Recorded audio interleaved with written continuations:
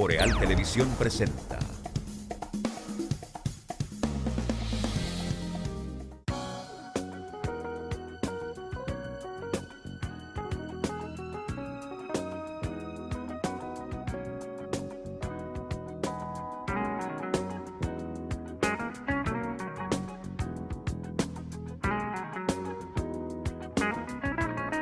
Estamos de regreso con ustedes en este Café con Leche, que es el cierre del bloque informativo que produce Boreal Televisión para toda la República Dominicana a través de sus canales, igual para los habitantes de Estados Unidos, Canadá, Puerto Rico, Centro, Suramérica, las islas del Caribe y Europa también. En este lunes, primer lunes del mes de octubre, el mes número 10 de este año, que qué bueno que va pasando rápido.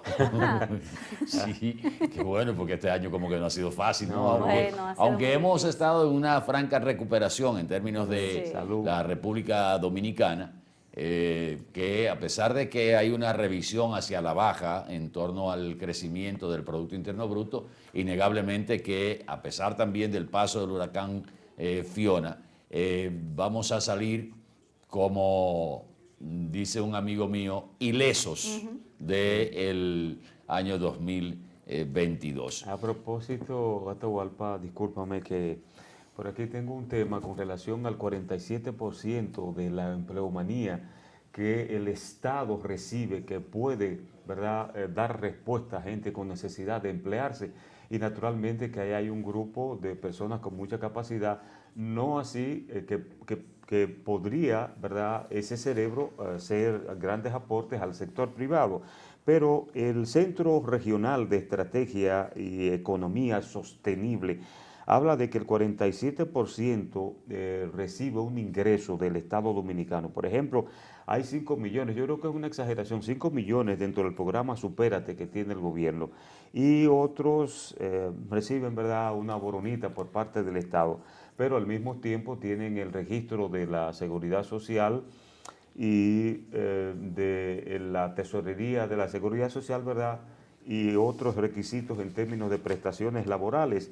Entonces la creación de empleo por parte del sector privado se ve un poquito lento, con los inconvenientes, a pesar de los inconvenientes en términos de lo que es el costo operacional, aunque el gobierno ha estado dando beneficios, financiamiento para el crecimiento de las ProMIPYMES en la República Dominicana. Sin embargo, hay un gran trecho, ¿no?, entre la empleomanía, la gran empleomanía que tiene el Estado público con la oportunidad que pueda el sector privado crear. Así que estaba chequeando esos números ahí. De hecho, usted estaba comentando la semana pasada sobre ese mismo tema, de los incentivos que se le da al sector privado que no se corresponden con la cantidad de empleos que generan o han generado en los últimos 20 años. La carga ha estado solo y el sacrificio ha estado más allá de lo que debía ser sobre el Estado Dominicano. Miren, al inicio del programa anterior, que es Mañana Boreal, hablábamos de los resultados de las elecciones de Brasil. Para los que sintonizaron tarde y los que se levantaron tarde también, no ganó Lula en primera vuelta como se esperaba. Nunca ha ganado primera vuelta. Quedó con un 48% frente a un 43% de Bolsonaro.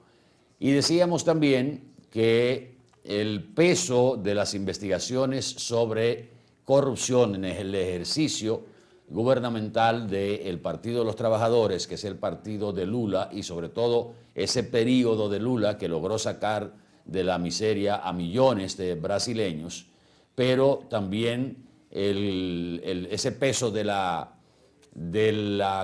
los actos de corrupción con el caso Lavajato, con el escándalo internacional de la Odebrecht, el escándalo de Petrobras, de la compañía petrolera brasileña, todavía tiene un gran peso, y eso es en el electorado brasileño, y ese es uno de los elementos que los analistas en el día de ayer en la noche y hoy han estado planteando como uno de los elementos que no permitió que Lula se fuera en la primera vuelta y alcanzara alcanzara el 48% del electorado, cuando las firmas encuestadoras, las principales firmas encuestadoras, le daban a Lula una victoria en primera vuelta.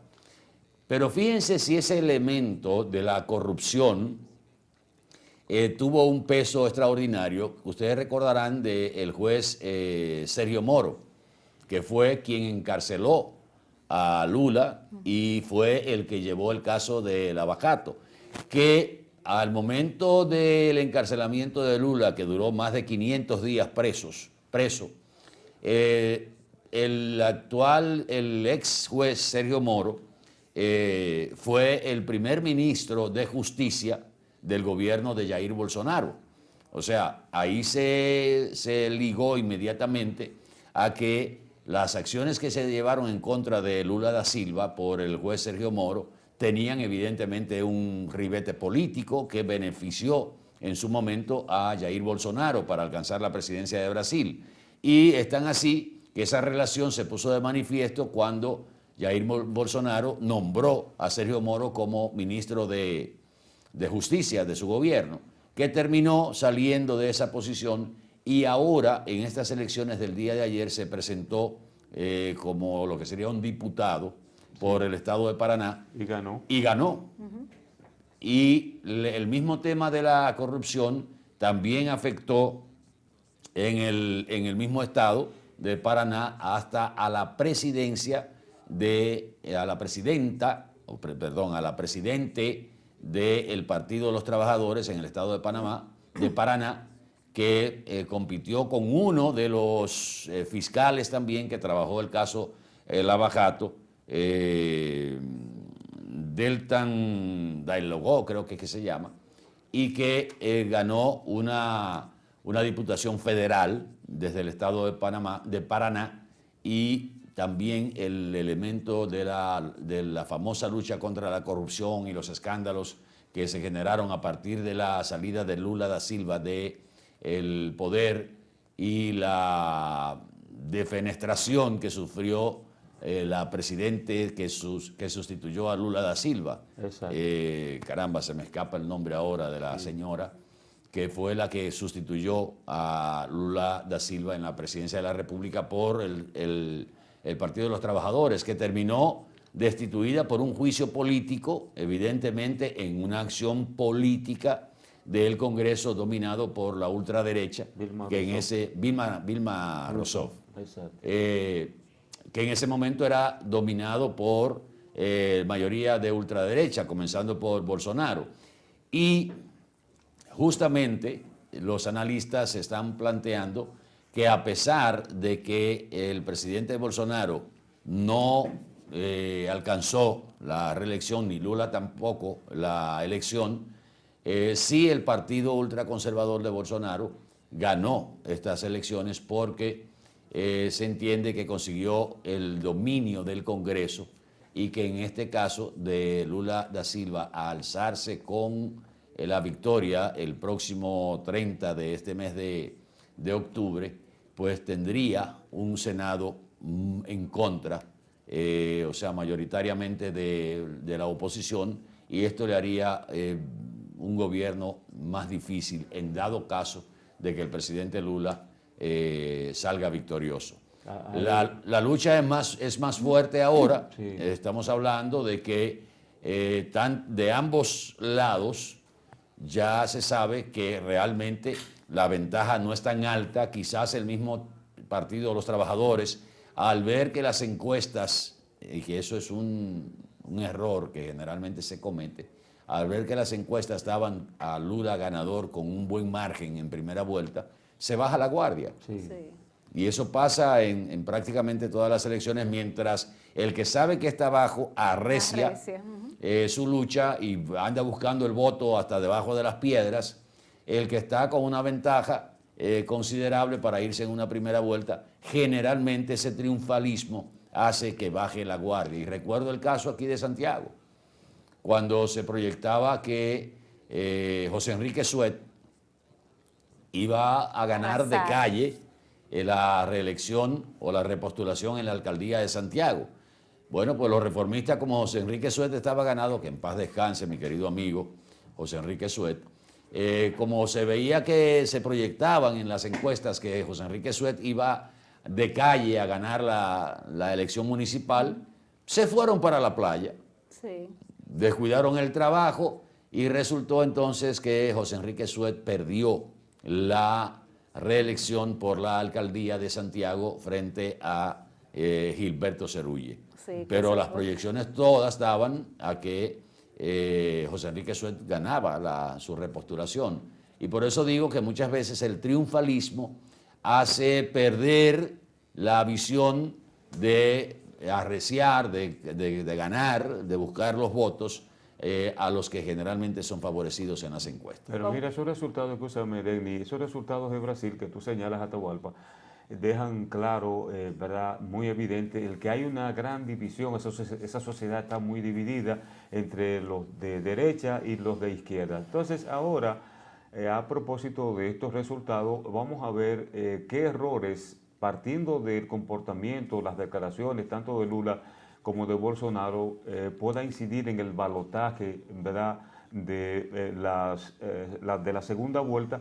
Y esto quizás podría ser un punto a tomar en consideración, cómo toman ellos en consideración aspectos que quizás no expresaron en el momento de campaña y qué cosas podían servir como acierto y poder levantarse con la victoria.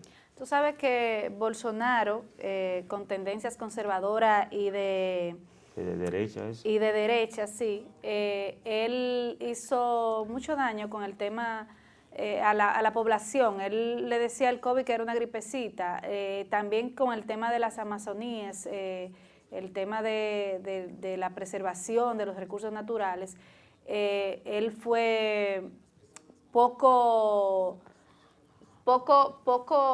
ayudó poco en ese sentido, Sí. porque su tendencia era hacer campaña prometiendo aumentar la minería, generar energía más sostenible para Brasil y no preocuparse por tener el tema de los recursos naturales. En el caso de la pandemia no se manejó bien. Exactamente, no, él le decía que eso era una gripecita, entonces la gente no estaba muy conforme con él.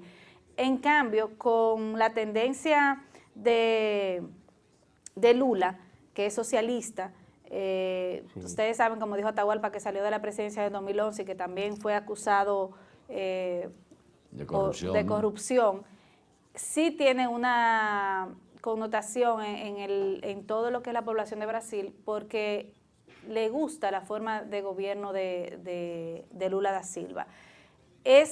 Llama mucho la atención que la población esté dividida, se ve ahí con estas elecciones, porque el margen para ganar es el 50+1, y como Lula da Silva tiene un 47.9 y Bolsonaro tiene un 43.6, el margen en cuanto a proporción no es tanto, y se ve una población totalmente dividida entre los dos sistemas, sea de izquierda y de derecha. O sea que eso me llamó mucho la atención. Correcto. Cómo esto se volteó de un momento a otro, cuando ya, como ha dicho Atahualpa, se presumía que Lula iba a arrasar en estas elecciones. Bueno, miren, el naufragio que sucedió este fin de semana, donde hay unas 17 personas dentro de un listado de desaparecidos, sí, pone en evidencia, señores, cómo la gente arriesga su vida detrás de un sueño que muchas veces resulta una estafa, y que le venden todavía espejitos por oro, porque usted todavía se le hace a uno cuesta arriba el que usted se endeude por 100.000, 200.000 pesos para empezar un viaje en Yola que usted no sabe en qué va a terminar. Las historias de este naufragio son desgarradoras, porque el primer sobreviviente que logró llegar a la playa después de que la embarcación se partiera, miren la fragilidad de una embarcación con más de 20 personas, colapsó, y uno de los sobrevivientes que llegó a la playa logró, o sea, intentó de que fueran a rescatarlo los organismos del Estado, y se dice que solo algunos pescadores se lanzaron a rescatar sobrevivientes y que las autoridades tardaron mucho para empezar la búsqueda, y que esto evidentemente no favoreció a los náufragos. Ver el relato que hace una de las madres de uno de los desaparecidos, vamos a llamarle así, aunque esto fue al cierre de la semana pasada, hace que se replantee hasta dónde una persona puede tomar una decisión de esta naturaleza con la intención de llegar a Puerto Rico y de ahí, por supuesto, llegar a Estados Unidos. Pero ¿cuántos, aquellos que hemos tenido la oportunidad de estar en el mar en horas de la noche, en una embarcación grande, en un crucero, una cosa, y usted ver esa oscuridad total desde el puente de una embarcación como es un crucero, ahí usted dice cómo se lanzan a una aventura de esa naturaleza con una pequeña embarcación a cruzar el Canal de la Mona, sobre todo, cuando las principales, los barcos grandes se siente el oleaje en esa parte y mucha gente se marea, los que no están acostumbrados a eso. Pero iniciar una travesía con esas características, óigame, hay que tener valor o estar muy desesperado, que no es el caso de muchos de los que se embarcan en este tipo de aventura, porque usted se encuentra con jóvenes ahí de 23, 24 años, una joven señora también con 3 hijos de 32 años, que en medio del naufragio no se sabe cómo logró comunicarse con su esposo y le solicitó que buscara ayuda porque la embarcación se había roto, se había partido en dos. Y el esposo salió a ver si conseguía ayuda con los organismos nacionales. Dice él que no le hicieron caso a las autoridades, como que no creyeron la versión que le estaba dando, porque él dijo, mi esposa se fue en esa yola y me llamó por teléfono.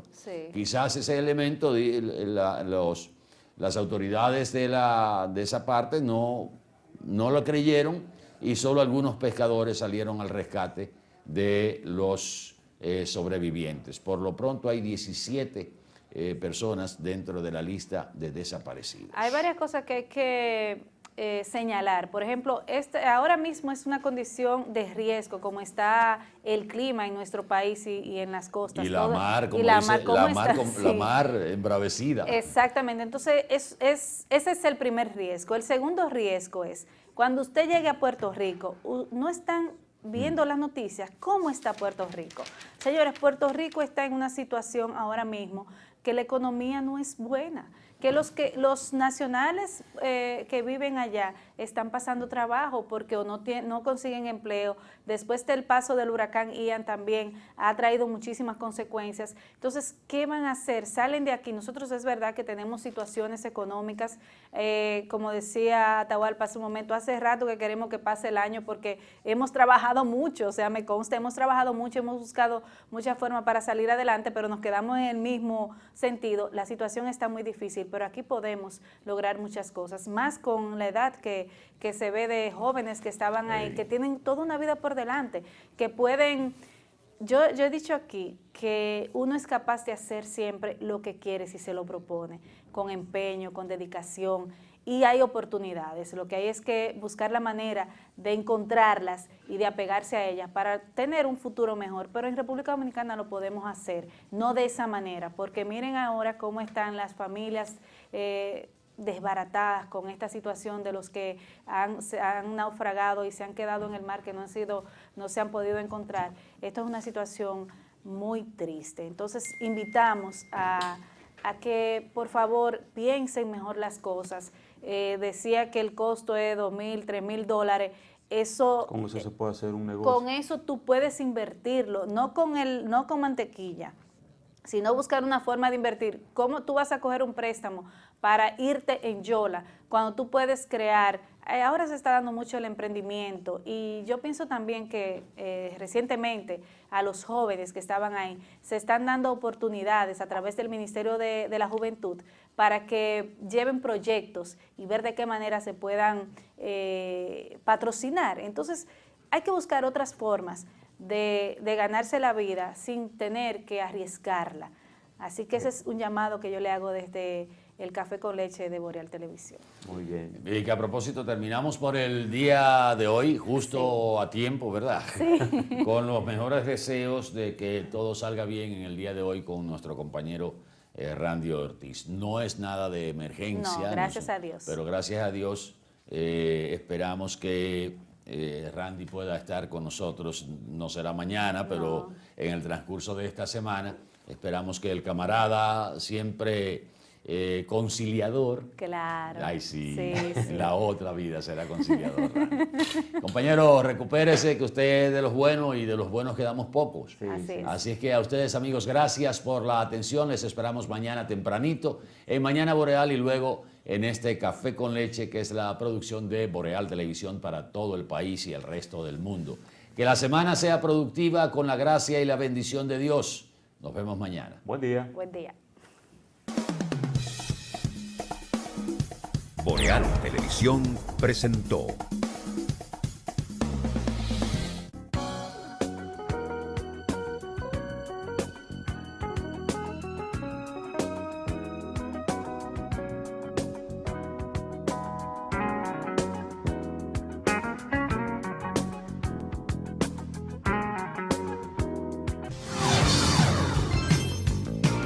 Estás viendo Boreal Televisión, voz dominicana.